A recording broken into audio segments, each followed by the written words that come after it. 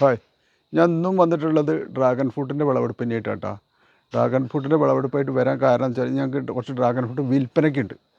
അതിപ്പോൾ നമ്മളെ ഈ ഏരിയയിൽ ഏതെങ്കിലുമൊക്കെ അങ്ങനെ നമുക്ക് കൊടുക്കാം. സ്ഥിരം കാണുന്ന ആളുകളും സ്ഥിരമായിട്ട് വാങ്ങുന്ന ആളുകളൊക്കെ ഉണ്ട്. അപ്പോൾ അത് ഒന്ന് വിളവെടുക്കാനൊരു പ്ലാനിലാണ്. ഒരു കൊലയിൽ 2 എണ്ണം ഉണ്ടോ ഒരു ഇതിൻ്റെ കമ്പുകൾ ഞങ്ങളുടെ അടുത്ത് സെയിലാണ്.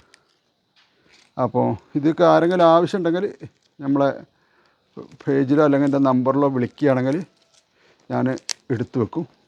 ഓവർ മധുരമൊന്നും ഇല്ലെങ്കിലും ഫുള്ള് നാടൻ മുളട്ടുണ്ടാക്കുന്ന സാധനം അതിനെക്കൊണ്ട് ഞങ്ങൾക്ക് അത്യാവശ്യം മധുരമൊക്കെ ഉണ്ട്.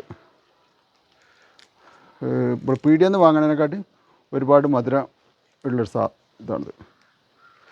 പറക്കാനൊക്കെ വലിയ ബുദ്ധിമുട്ടാണ്. കാരണം വെച്ചാൽ ഇത് ഈ മുള്ള് ഉള്ളതിനെ കൊണ്ട് പറിച്ചുകൊണ്ടിരിക്കരുത്. പറിക്കുക കഴിഞ്ഞാൽ ഭയങ്കര റിസ്ക്കുള്ള പരിപാടിയാണ്. പറിക്കുക വെച്ചാൽ അത്രയും മുള്ള. അത് നോക്കിയാണ് ഒരു കമ്പിൽ 2 എണ്ണം.